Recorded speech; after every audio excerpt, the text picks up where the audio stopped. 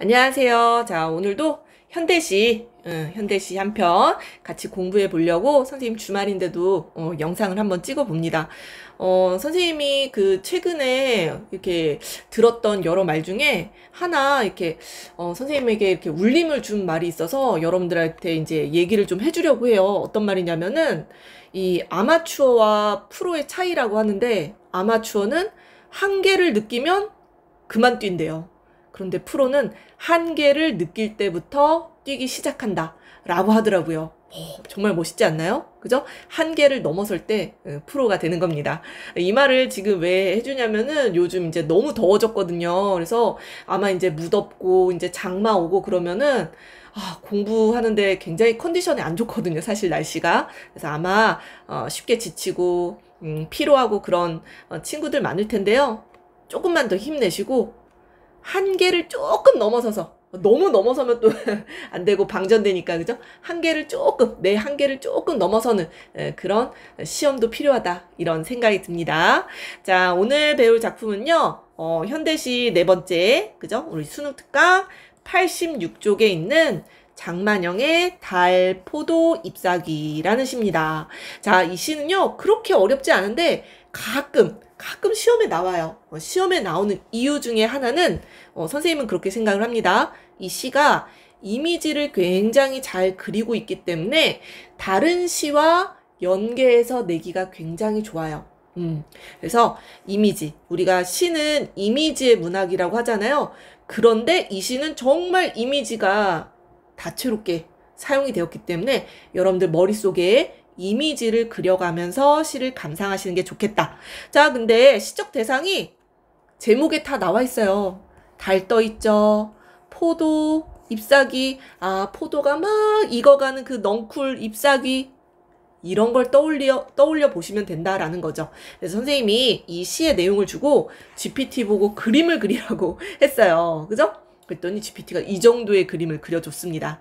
자, 요 이미지를 여러분들도 머릿속에 떠올리셨는지 같이 비교해 보면서 보시면 좋을 것 같아요. 포도가, 그죠? 연그러 있고요. 달도 떠 있고요. 아름다운 풍경이죠, 그죠? 자, 우리 1년 바로 보도록 할게요. 자, 순이, 누군가를 부르네요, 그죠? 자, 청자 설정, 그죠? 시적 청자가 있다라는 거고요. 자, 근데 시적 청자 이름이 순이야, 순이. 어떤 느낌이 들어요? 순이? 우리 이번에 백상 예술대상에서도 엄청나게 호평을 받았던 드라마 있죠? 폭삭 속았수다. 거기 여자 주인공 이름도 애순이 아닌가요? 애순이? 순이 했을 때 뭔가 이렇게, 뭔가 정감도 느껴지고, 토속적인, 그런 느낌을 주죠. 그죠? 자, 그래서 순이. 요거 먼저 정리해볼까요? 그러면은, 선생님이 여기 왼쪽에다 정리를 해놨습니다. 왼쪽에다가. 자, 순이. 어떤 이름? 굉장히 토속적인 느낌 들고요. 이게 부른다. 얘들아, 누구를 부르고 부르는 대상에게 말을 건네는 방식을 사용하고 있다라는 거는 거의 대부분 친근한 대상이기 때문에 말을 건네는 겁니다. 여러분들. 그죠? 고전 시가 같은 데서도 보면은 뭐 백구야 이렇게 막 부르잖아요. 자연 친화적인. 맞죠? 자, 말을 건네는 방식 사용하고 있고요. 마지막에도 순이 한 번 더 반복되거든요. 자, 그래서 이렇게 자주 반복을 시키면서 독자의 관심도 불러일으키고요. 이런 반복, 호명이라는 게 부른다라는 얘기야. 시상을 통일성 있게. 그래서 마지막에 선생님 써놨는데 수미상관적 구조도 띄고 있습니다. 수미상관. 자, 그래서 순이 2번 반복해서 부를 거예요. 자, 그래서 부르고 있으니까 뭐 도노법도 사용됐다. 뭐 요런 거 체크해 보실 수가 있겠죠. 자, 그래서 순이 요렇게 부르면서 우리가 그죠? 시에서 사용되는 이런 효과들 굉장히 많네요. 순이 벌에 우는 벌레겠죠. 벌레가 어떤 벌레겠어요? 뭐 귀뚜라미 같은 애들, 그지? 기뚤 뭐 이런 울음이 들려오는 청각적 심상. 고풍한 뜰에. 자, 공간적 배경 나와 있죠? 고풍하대요. 그래서 선생님이 요런 그림을 그려줬을 때, 고풍하다라는 단어를 GPT가 아는구나. 이렇게 생각이 들었습니다. 고풍스럽다, 뭐 예스러운 풍취, 모습, 이런 뜻 아니겠어요? 그죠? 그래서 예스러운 그런 고풍한 뜰의 공간적 배경입니다. 달빛이요, 밀물처럼 밀려왔어요. 그래서 달빛이라는 표현을 통해서 시간적 배경도 알 수 있죠. 밤입니다, 밤. 밤이에요. 그죠? 자, 고풍한 뜰의 공간, 달빛이 지금 시각적인 심상도 굉장히 잘 드러나죠. 그죠? 청각, 시각. 자, 그리고 이 달빛을 어떻게 비유했는지 보세요. 달빛이 밀물처럼 밀려왔구나 라고 이야기하네요. 얘들아, 달빛이 밀물처럼 밀려왔대. 시각적인 이미지가 굉장히 잘 드러나죠. 어떤 시각적 이미지? 밀물, 막 움직이는 것처럼 느껴지잖아. 동적인 이미지로 굉장히 가을 달밤의 모습을 아름답게 묘사를 했습니다. 자, 달빛이 환하게 비치는 예스런 고풍한 뜰의 모습. 됐나요? 자, 밀물처럼 이런 비유를 통해서 달빛이 마구 쏟아지는 그런 동적인 느낌으로 표현을 했습니다. 자, 두 번째 한번 보실까요? 달은 나의 뜰에 고요히 앉아있다 라고 했어요. 자, 달에 대해서 계속 이야기하네요. 왜? 이 시의 제목이 달, 포도, 잎사귀잖아요. 주된 시적 대상이에요.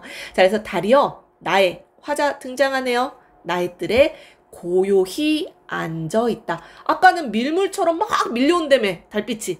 이번에는 정적으로 표현했죠. 자, 동적인 이미지, 정적인 이미지 다 주고 있어요. 그래서 이 달이 굉장히 다채로운 이미지로 느껴집니다. 맞나요? 자, 그리고 고요히 앉아있대. 마치 내 친구처럼, 이 달도 친근함의 대상이겠죠, 그죠? 내 친구처럼 내 옆에 고요히 앉아있대요. 이 의인화된 겁니다, 그죠? 의인화. 표현법도 굉장히 많이 사용됐어요. 그러면서 달은 과일보다 향그럽다라고 표현했습니다. 자, 달이라는 거. 우리가 향그러운 냄새를 맡을 수 있는 존재인가요? 아니죠. 아니죠. 자, 이건 감각의 전이가 일어나는 바로 공감각적 심상이 사용되고 있는 부분입니다. 공감각. 자, 바로 달. 팍 밝잖아요. 그 밝은 달, 향그럽다. 후각적인 심상으로 전이해서 표현했다라는 거. 자, 그래서 1, 2형 우리가 쭉 보셨는데 고풍한 뜰에 달빛이 환하고 향그럽게 굉장히 긍정적으로 묘사를 하고 있는 거 보이시죠? 그죠? 고요하고 향그러운 달에 대해서 노래를 했습니다. 자, 계절감 드러나죠? 세 번째 연 보겠습니다. 동해바다 물처럼 푸른 가을 밤. 자, 이 3년은요, 푸른 가을밤 이렇게 써도 될 것 같은데, 그죠? 한 행으로 푸른 가을밤. 요렇게 시행을 끊어놨습니다. 자, 중요한 선생님 여기 별표 해놨죠, 그죠? 이런 걸 의도적 시행 배열이라고 하는데요. 자, 일단 동해바다 물처럼 비유해놨죠. 동해바다 물처럼 어떤 푸른 가을 밤. 동해바다 물에 비유를 했어요. 동해바다 물에 어떤 푸른, 약간 짙푸른, 그죠? 근데 달빛이 막 내리쬐서 약간 좀 밝은 그런 푸른 가을밤을 여러분들 떠올리시면 될 것 같아요. 자, 색채어도 사용됐죠? 시각적인 심상, 그죠? 자, 그러면서 푸른 가을 밤. 이렇게 그 시인이 의도적으로 시행을 나눠 놓은 거예요. 시행을 배열했다라는 거죠. 어떤 효과가 있냐면요. 일단 시각적으로 봤을 때도, 그죠? 이게 쭉 이렇게 일반적이잖아요. 푸른 가을밤 이렇게 연달아서 쓰는 게 일반적이어 보이잖아요. 근데 이렇게 나눠 놓으니까 훨씬 더 입체적인 그런 시각적인 효과가 있어요. 시각적인 이미지를 강조한다라고 볼 수가 있겠죠. 그러면서 선생님이 아까 어떻게 읽었어요? 동해바다물처럼 푸른 가을 밤. 호흡을 조절하게 되죠. 그죠? 속도를 조절하게 된다는 얘기입니다. 이런 거에서도 시의 운율감 드러나는 거고요. 바로 가을밤이라는 거에 좀 더 시적 의미가 포커스 되는 게 느껴지시죠? 강조의 효과가 있는 겁니다. 시적 의미. 그래서 가을밤, 계절, 시간, 우리 아까 뭐 다 체크했지만, 그죠? 계절과 시간이 드러나고 있다라는 거. 자, 여기서 가을은 원숙, 성숙의 계절이죠? 원숙함, 성숙함, 이런 이미지를 가지고 있고요. 자, 이 밤은 굉장히 고요한, 아늑하고 고요한. 그래서 아까 뭐야? 이 풀벌레 우는 소리만 들리는 거예요. 얘들아, 이 풀벌레 우는 소리가 들리려면은 주변이 굉장히 조용해야 됩니다. 그죠? 조용해야 저 멀리서 들리는 귀뚤귀뚤귀뚤귀뚤귀뚤귀뚤 피리리리리리 뭐 이런 소리가 들리는 거야. 시골에 가보셨어요? 선생님 어렸을 때 할머니 집이 전라북도 진안이어가지고 진안에 가면은 그렇게 개구리랑 막 이 귀뚜라미 울음소리 이런 게 여름밤의 이미지로 선생님은 남아있거든요. 선생님도 서울에서 태어나가지고 서울에서 쭉 살았기 때문에 시골 하면은 이제 할머니 집, 전북 진안 요게 딱 떠오릅니다. 자, 아무튼 그 선생님에게는 할머니 집의 그 풍경을 떠올리게 하네요. 자, 네 번째 연 보실까요? 네 번째 연. 자, 그 다음 또 시적 대상 나와 있네요. 포도 등장했어요. 포도. 자, 포도가 어떤 이미지일까? 달빛이 스며 고웁다, 고와 보여요. 긍정적이죠? 달빛을 머금고 익어가고 있어요. 그죠? 익는다. 성숙한 이미지, 풍요로운 이미지, 알알이 꽉 찬 그런 이미지를 여러분들 상상하셔야 된다라는 거예요. 자, 그래서 포도, 굉장히 성숙한 이미지. 자, 그래서 포도까지 등장했죠. 포도, 달, 굉장히 낭만적이면서 서정적이고, 그리고 어때요? 이 두 가지 대상이 굉장히 조화롭죠. 그죠? 조화를 이루면서 가을 달밤의 정취를 낭만적으로 보여준다. 이렇게 볼 수가 있겠네요. 자, 그래서 달빛 속에서 달빛을 머금고 익어가는, 성숙해져가는 포도였고요. 자, 마지막 연 순이 다시 부르죠. 순이. 자, 그래서 이거 수미상관이라고 볼 수 있습니다. 첫 번째 연이랑 보시면은 뭐 완전히 똑같진 않지만 순이 뭐뭐하구나, 순이 뭐뭐하구나 비슷한 문장 구조로 마무리를 짓고 있기 때문에 수미상관이라고 보실 수 있겠습니다. 수미상관 다들 아시죠? 그죠? 아까 요 얘기한 거.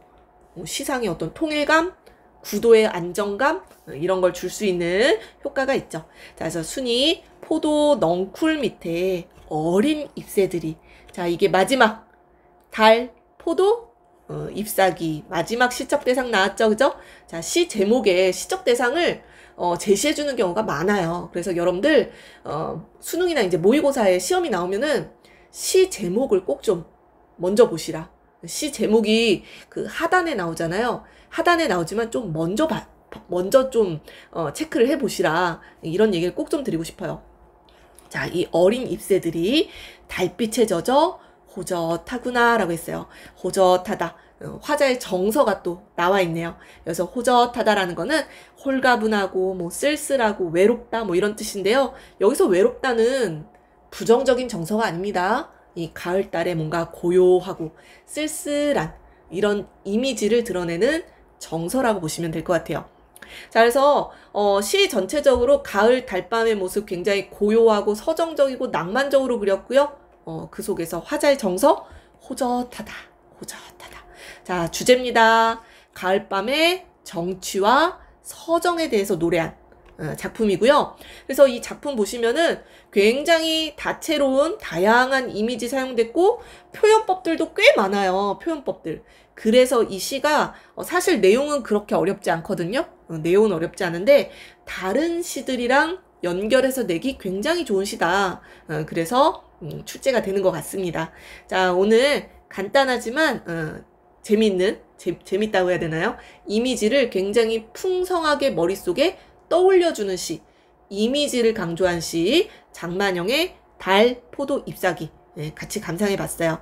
다음 시간에는 요거에 이어서 그죠? 요 아침시라는 이 시도 이미지 시예요. 이미지. 아침의 이미지겠죠, 그죠? 자, 요 작품은 선생님이 또 다음에 영상을 찍어 올리도록 하겠습니다. 자, 오늘 여기까지 할게요.